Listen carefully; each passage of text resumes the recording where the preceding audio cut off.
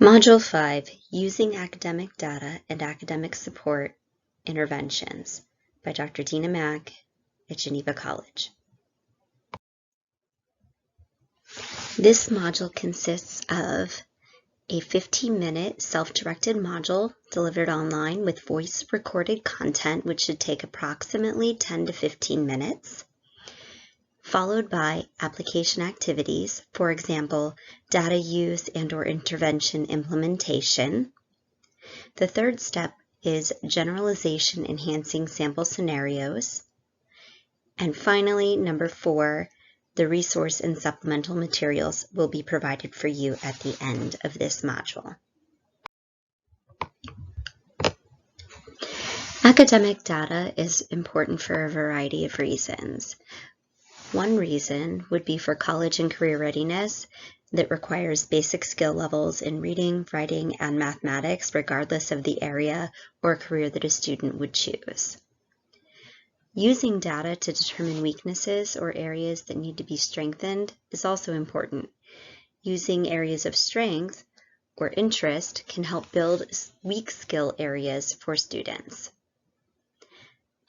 Academic data following an instructional strategy can provide evidence on whether it is successful and viable for future use. So for example, if you used a strategy and found that your students improved, then that would be evidence that you could use to suggest you should continue to use that strategy in the future. Students who are behind in academic skills are also very much at risk for dropout. Middle school success and passing grades have a high correlation to high school graduation rates, which is why we should not wait until high school to be concerned with the importance of academic data. Also, Pennsylvania Department of Education graduation requirements indicate that students need to demonstrate knowledge so that teachers need to be sure students are learning and retaining the content. There is a link provided at the end of this slide that shows that useful information on PDE's website.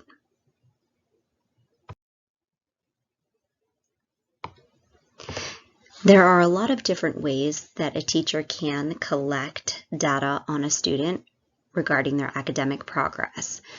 They range from paper pencil methods to peer interaction and participation in class, and also to technology methods and everything in between, or even combinations of all of these items. But what it comes down to is that all of these procedures should be accurate, reliable, valid, and varied, meaning that you should not just stick with one particular kind of assessment. It should be a variety of different ways to collect this academic data for a student. It should be reliable and accurate and valid as well. No doubt, teachers will come across students who are having academic difficulties. It's very important for teachers to understand why a student might have such academic difficulties.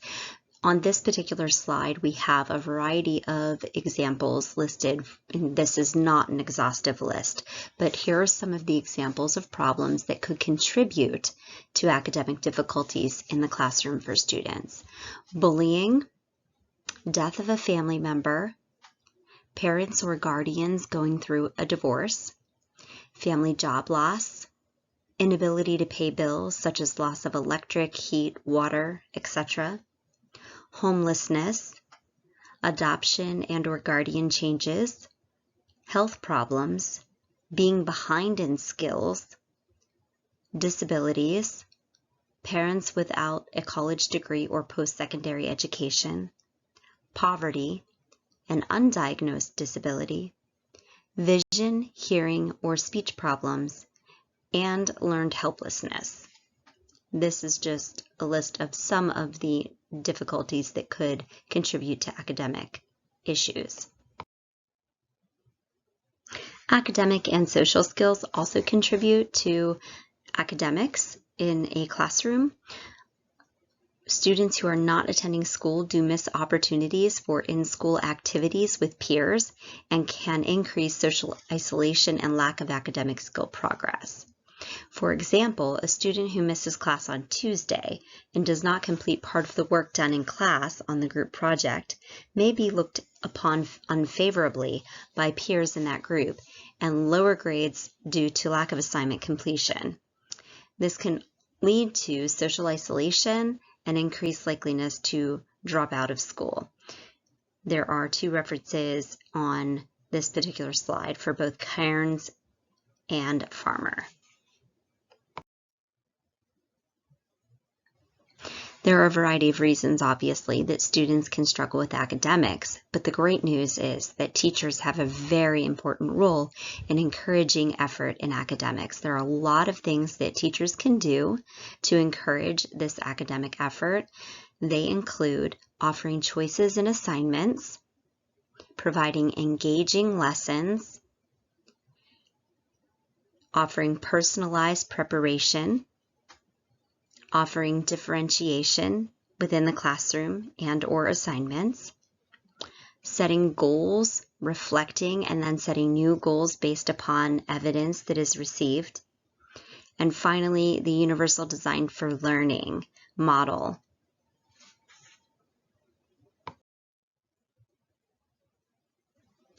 There are success stories about teachers doing things within their classrooms for their students that did help to increase academic performance. Here are some of those examples. When offering my students choices for their culminating task at the end of the 9 weeks, students were more engaged and completed the task at a higher level than when the topic of their menu was assigned. That is an evidence that offering student choices is a great way to increase academic performance. Example 2.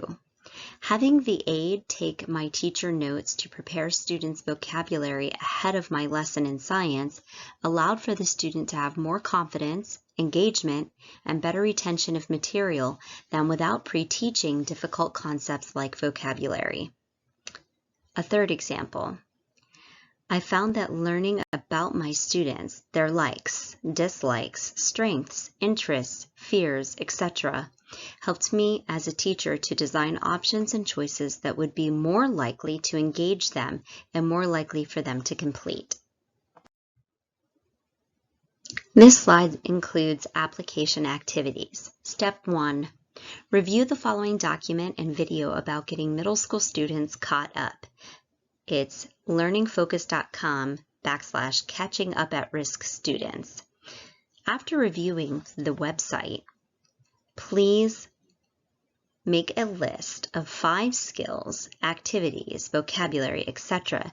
that you could prepare for the special education teacher to use to activate learning prior to your upcoming lesson or lessons.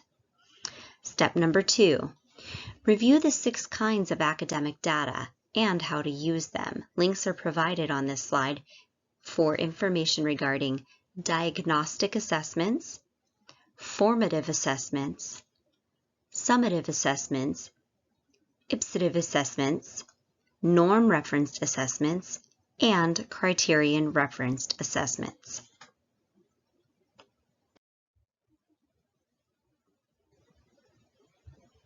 Application activities continued. After reviewing the 6 kinds of assessment data, think of one unit of instruction that you would be teaching and describe one way you would use each kind of data in that unit of instruction. Then describe why you would want to use this data. Why is it important? This is a very valuable question for you to consider when you need to explain to students and to parents why an assignment is being used. Step number 4, consider cultural reasons your students may struggle with academic content.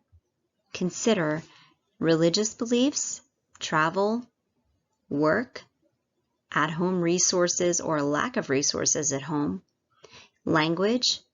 How can you support their ability to complete academic work considering these struggles that might make this content more challenging? Now we are moving on to the generalization enhancing sample scenarios. This is part 1. Consider the following. Two students both have a drop in GPA, both have different risk factors for dropout. Student number 1 is Tony, a 7th grade student who has missed 10 homework assignments so far in the school year as of November. When he misses homework, he arrives at class unprepared and has begun to score poorly on exams and quizzes after such misses. In past years, he did not have a history of missing a lot of homework.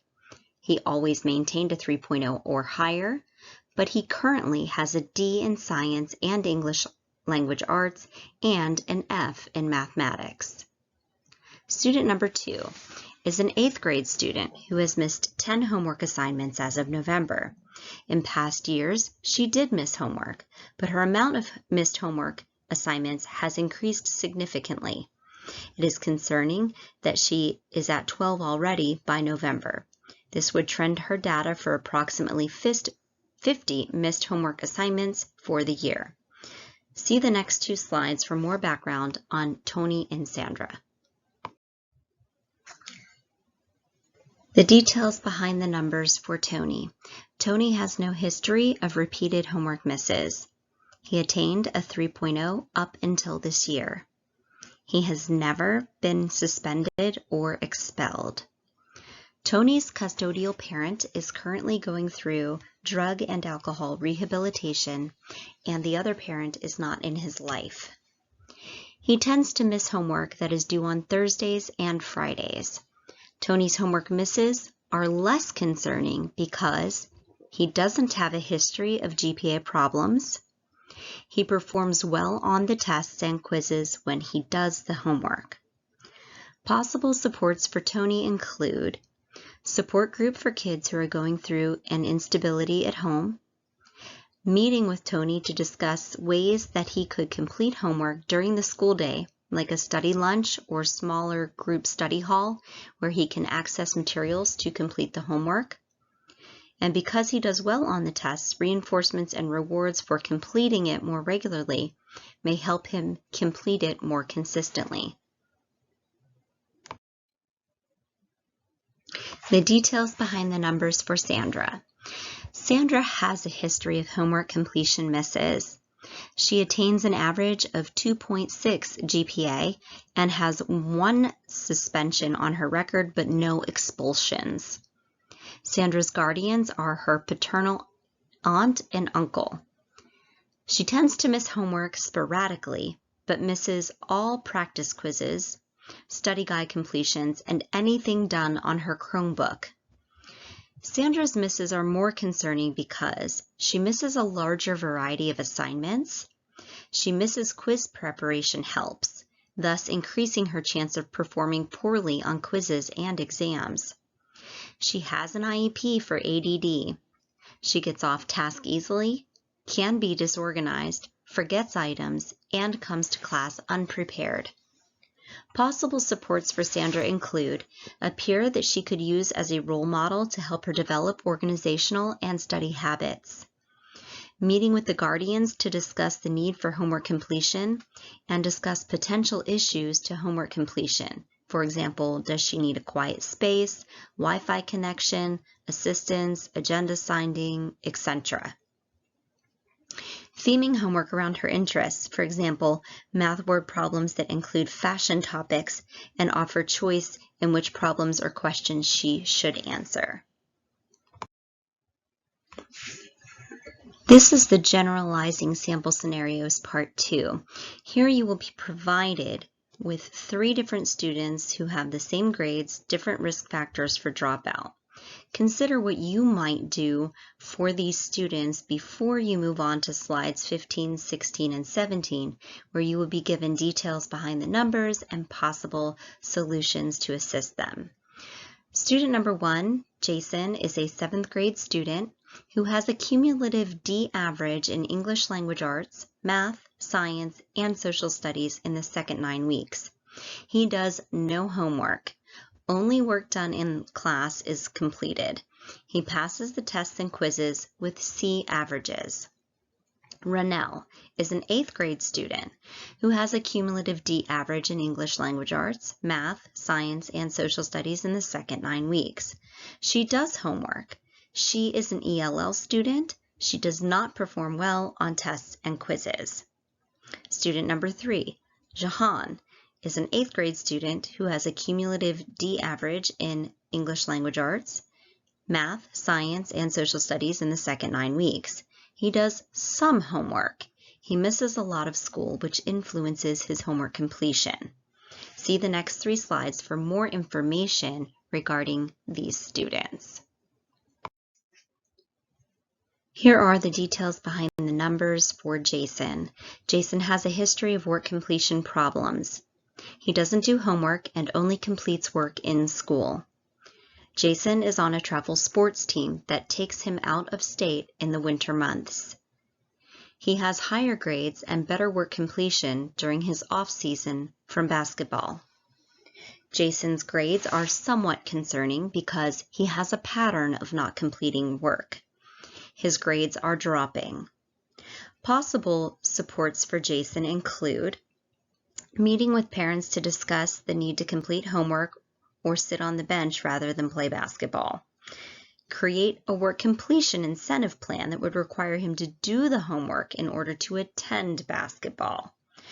Request he stay for after-school study groups or utilize one during his lunchtime at school.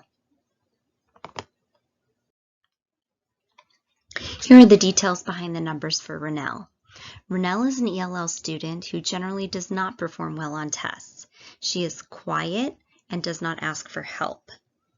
Ronell's grades are very concerning because she will not ask for assistance. Possible supports for her include meeting with parents, guidance counselors, etc. A one-on-one meeting with Ronell to set goals.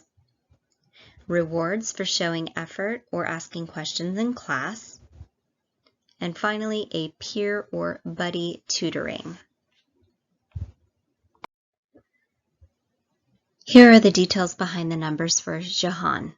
Jahan's academic grades have been on a constant decline. He lives with his parents. His absences began when his family had an elderly grandparent move in with his family. He tends to help out at home with the grandparent while his mother and father work outside of the home. Jahan's grades are very concerning because of his low percent of work completed and his higher level of missed school days. Possible supports for Jahan include meeting with the family to provide resources to assist with the elderly family member, make sure transportation to school is not a problem, build trust with the family, encourage them to value education, and if possible, meet or talk with parents to discuss Jahan's attendance and see what could be done to increase his attendance for the remainder of the year, thus increasing the chance for increased academic performance. And finally, look for in-school homework help that would allow more work to be completed in school, including study groups. Slide 18.